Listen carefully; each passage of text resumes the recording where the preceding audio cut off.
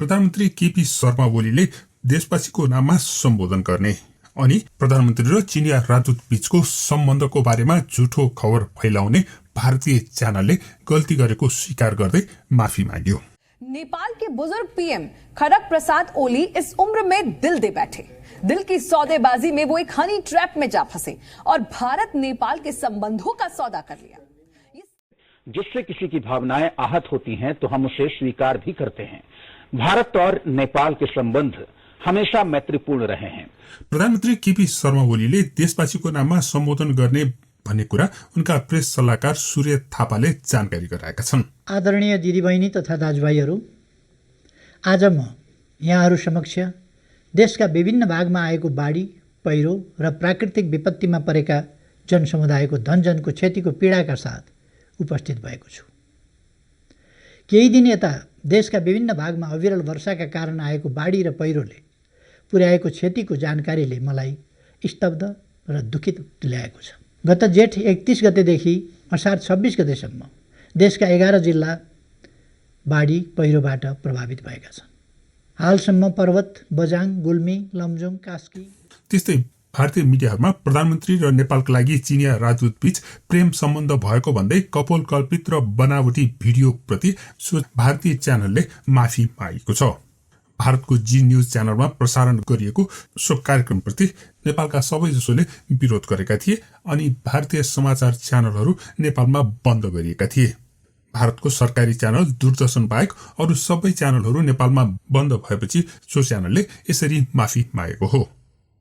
भारत और नेपाल के संबंध हमेशा मैत्रीपूर्ण रहे हैं। इसकी बुनियाद सांस्कृतिक, राजनीतिक और ऐतिहासिक तौर पर काफी मजबूत रही है। हम इस संबंध की अहमियत और जरूरत को समझते हैं। साथ ही हम नेपाल की जनता की भावनाओं का आदर भी करते हैं। एक जिम्मेदार चैनल के नाते हमारी कोशिश होती है कि संबंधों की उष्मा हमेशा कायम रहे। हमारे चैनल पर त्रुटि से प्रसारित कार्यक्रम ओली की इशकिया से अगर नेपाल की जनता की भावनाएं आहत हुई हैं तो हम खेद जताते हैं। साथ ही हम ये आशा करते हैं कि दोनों देशों के संबंध हमेशा मधुर बने रहेंगे और हमें नेपाल के दर्शकों का प्यार भी मिलता रहेगा। यस सन्दर्भमा नेपाली कांग्रेसका नेता गगन थापाले भारतीय मिडिया नहेर्ने मात्र होइन, तिनका कार्यक्रममा पनि सहभागी नहौं भनेर बताएका थिए भने नेपालको प्रेस काउन्सिलले भारतीय प्रेस काउन्सिललाई झुठो र कपोल कल्पित कुराहरू प्रसारण गरेकोमा त्यसको विरोध गर्दै एक पत्र लेखेको थियो। भारतीय प्रेस काउन्सिलका अध्यक्ष चन्द्रमौली कुमार प्रसादलाई सम्बोधन गर्दै यही जुलाई 10 तारिकमा लेखिएको पत्रमा भारतका केही टेलिभिजन च्यानलहरूले नेपालको प्रधानमन्त्री र चिनिया राजदूतलाई जोडेर अनर्गल प्रचार गरिरहेको र उनीहरूलाई कारबाही गर्न भारतीय प्रेस काउन्सिललाई आग्रह गरेको थियो। नेपालले लिम्पियादुरा, लिपुलेक र कालापानी समेटेर नेपालको नयाँ नक्सा जारी गरेसँगै भारतीय टीवी च्यानलहरूले बनावटी र झुटो समाचार प्रसारण गरिरहेका छन्। दरअसल मैं भी आपके साथ कुछ वक्त बिताना चाहती हूँ जिससे आपको समझने और जानने का मौका मिले। इस दौरान हम आपकी सत्ता पर पकड़ को लेकर भी बात कर पाएंगे। मिस्टर ओली, मुझे लगता है अब सही वक्त है आपको दुनिया में अपने वजूद को दिखाने का। इसकी शुरुआत भारत से की जानी चाहिए।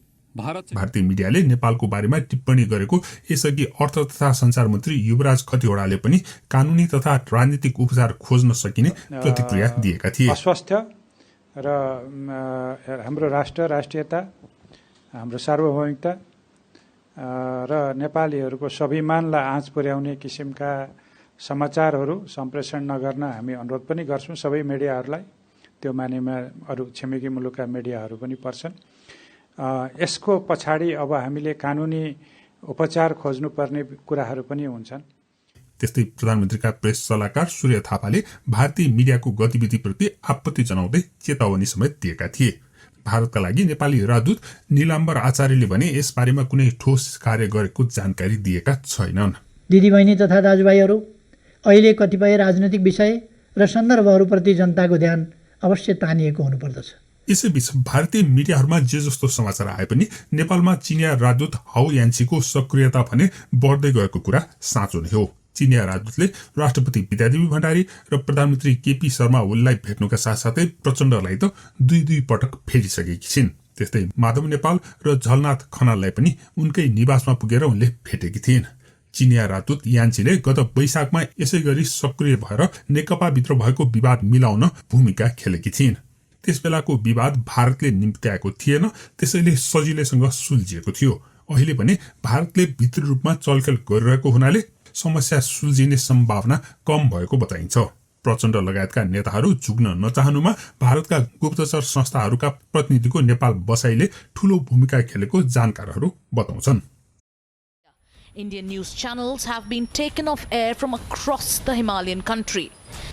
This comes after leaders from Nepal alleged malicious reports against their prime minister. यसै सन्दर्भमा भारतका गुप्तचर संस्थाका प्रतिनिधिहरूले भेट गरेको भन्ने समाचार आएकोमा नेकपा प्रवक्ता नारायण काजी श्रेष्ठ, कांग्रेस नेता डाक्टर मिनेन्द्र रिजाल आदिले यो कुरा साँचो नभएको दावी गरेका छन्। तर भारतको मिडिया द पायोनियरले नेपालमा भारतीय गुप्तचर एजेन्सीका प्रतिनिधिहरूको सक्रियता रहेको र उनीहरूले नेकपा, कांग्रेस र जनता समाजवादी पार्टीका नेताहरूसँग बाक्लो रूपमा भेटघाट गरिरहेको समाचार प्रकाशित गरेको छ। यो पटक भारतीय शक्ति केन्द्र नेकपा फुटाएरै छोड्ने उद्देश्यका साथ अघि बढिरहेको बताइन्छ। भारतले ओलीलाई कारबाही गर्न नसके उनी अझ बढी भारत विरोधी हुन सक्ने भारतको बुझाइरहेको छ। त्यस्तै चीनले भने नेकपा नफुट्नु नै उसको लागि श्रेयकर हुने मानेको बताइन्छ। त्यसैले अब नेकपा विवाद आन्तरिक विवाद नभएर एक अन्तर्राष्ट्रिय विवाद समेत बनिसकेको छ। भारतीय च्यानलहरूले तिनै भारतीय गुप्तचरहरूको एजेन्डा अनुरूप नै अफवाह फैलाइरहेको हुन सक्ने सम्भावना रहेको छ। यसैबीच प्रधानमन्त्री ओलीले मन्त्री परिषद पुनर्गठन गर्न सक्ने खबर आएकै बेलामा भारतीय च्यानलहरूले नेपालको बारेमा अफवाह फैलाउनु र अहिले माफी माग्नुको बारेमा तपाईँ के भन्नुहुन्छ? कृपया कमेन्ट गर्नुहोला। धन्यवाद। अहिले कतिपय राजनैतिक विषय र सन्दर्भहरूप्रति जनताको ध्यान अवश्य तानिएको हुनुपर्दछ। त्यस किसिमको चासो र जिज्ञासा हुनु स्वाभाविकै हो। महामारी र प्राकृतिक विपत्तिको समयमा पनि राजनैतिक बहस किन भन्ने प्रश्नहरू उठ्नु अन्यथा पनि होइन। जुनसुकै राजनैतिक दलभित्र हुने बहस र विवाद आन्तरिक हुन्, त्यसलाई निष्कर्षमा पुर्याउने दायित्व सम्बन्धित राजनैतिक दल र नेताहरूकै हो। पार्टीभित्र हुने यस्ता छलफल, बहस र विमतिहरू तिनका नितान्त आन्तरिक र कतिपय अवस्थामा नियमित प्रक्रिया पनि हुन्। यस्ता विषयहरू सम्बन्धित दल र तिनका नेताहरूले आपसी छलफलबाटै सुल्झाउनेछन्। यसका लागि धैर्यता र संयम आवश्यक हुन्छ। अहिले चर्चामा रहेका राजनीतिक परिदृश्यका कारण कतिपयमा राजनीतिक स्थिरता, स्थायित्व र स्थापित प्रणालीप्रति चिन्ता र संवेदनशीलता बढेको पनि पाइन्छ। म आश्वस्त पार्न चाहन्छु, आम नेपालीहरूबीच आपसी एकता बढाउन, सङ्घीय लोकतान्त्रिक गणतन्त्रको रक्षा गर्न, राष्ट्रिय स्वाभिमान माथि उठाउन, देशको सार्वभौमसत्ता र भौगोलिक अखण्डता अक्षुण्ण राख्न मेरो तर्फबाट दृढ अडान र हदैसम्मको प्रयास जारी रहनेछ। यति बेला आन्तरिक विमति वा समस्यामा अल्झिएर जनताको जीवन रक्षाको दायित्वबाट विमुख बन्न कसैले पनि मिल्दैन।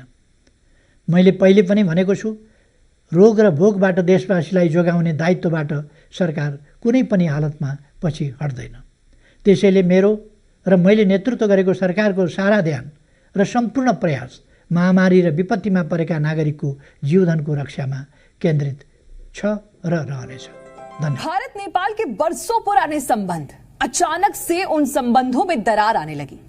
दोनों देशों के लोग इस बात पर हैरत में थे कि अचानक से ऐसा क्या होने लगा कि दोनों देशों के बीच विवाद इतना गहरा हो गया कि जो नेपाल भारत को बड़े भाई की तरह मानता था वो आंखें तरेरने लगा। यहां तक कि बॉर्डर के 3 इलाकों को अपने नक्शे में शामिल कर लिया। दरअसल इसके पीछे एक चीन का बड़ा खेल था और उसी खेल को पूरा करने के लिए एक विष कन्या चीन ने नेपाल भेजी। होंग यांकी ने जो सबसे बड़ा काम किया वो ये कि वो नेपाल के प्रधानमंत्री ओली के बेहद करीब आ गए और ओली का विश्वास जीतने के बाद उन्होंने हिंदुस्तान के खिलाफ न सिर्फ ओली को भड़काया बल्कि सीमा विवाद को जन्म दिया। यांकी कॉफी लेंगी? यस, लेकिन सिर्फ कॉफी। मैं भी ऐसा ही सोच रही थी। सही कहूं तो नेपाल में आपके जैसा इंटेलिजेंट और सुलझा लीडर कोई और नहीं। थैंक्स यांकी, मैं आपके लिए कुछ भी कर सकता हूँ। आप एक बार कहिए तो सही। मैं मजाक नहीं कर रही, मैं वाकई में आपके बारे में सोचती हूँ। वैसे मेरे पास आपके लिए सत्ता में मजबूती से बने रहने का एक बड़ा प्लान है। मैं आपकी हर बात मानने को तैयार हूँ। क्या हम इस मीटिंग को थोड़ा आगे तक बढ़ा सकते हैं? I mean, डिनर साथ में